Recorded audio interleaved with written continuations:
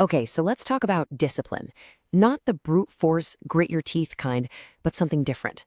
Today, we're diving into some incredible Japanese habits that reframe the whole idea, drawing on ancient wisdom to master your discipline in a way that actually feels good. You know that feeling, right? That constant pressure to be on all the time, to do more, to be more. It is absolutely exhausting. And honestly, most of the time, it just leads to burnout, not some big breakthrough. But what if there was another way? A path that doesn't demand these huge, life-altering changes overnight? What if it's all about gentle, consistent, and truly sustainable growth? Well, that's exactly the path we're going to explore. So, our first stop is a core concept called Kaizen.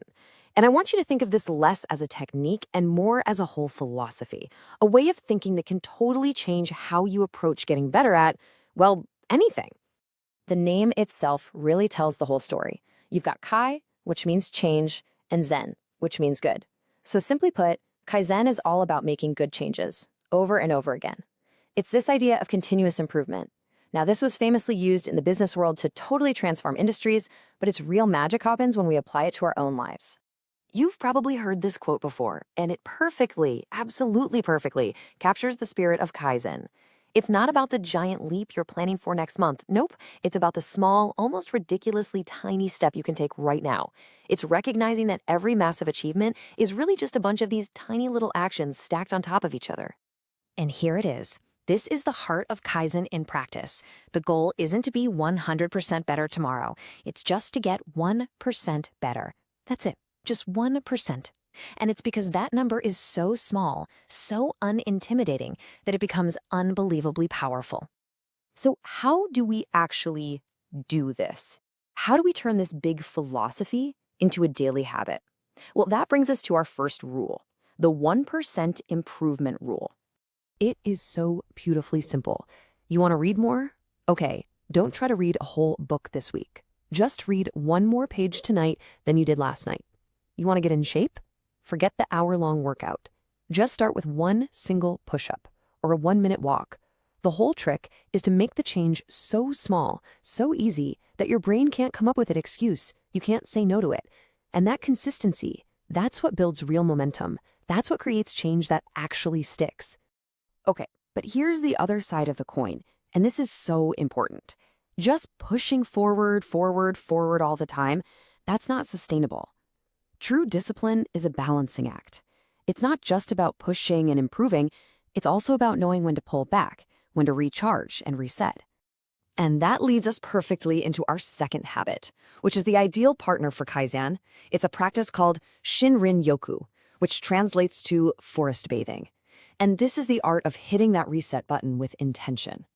Now, don't let the name throw you off. There's no actual bathing involved, no soap, no water. Shinrin-yoku is all about immersing yourself in nature. It's not a hike, it's not a workout. The point is to simply be there, to soak in the atmosphere of the forest using all of your senses. And the benefits here are just wow. It's scientifically shown to calm down our over-caffeinated, overstimulated nervous systems. When you disconnect from all the noise, your stress levels drop, your mood lifts, and here's the key part, your focus and creativity get a massive boost. So you see, this isn't just taking a break, it's actively preparing yourself for your next disciplined action. And you really don't need to be in some remote wilderness to do this. Your local city park? Perfect. The most critical part is to leave your phone in your pocket, or better yet, at home. And just pay attention. What do you actually see? What sounds can you pick out? What can you smell? The goal is to get out of your busy head and just be in your body, in your senses.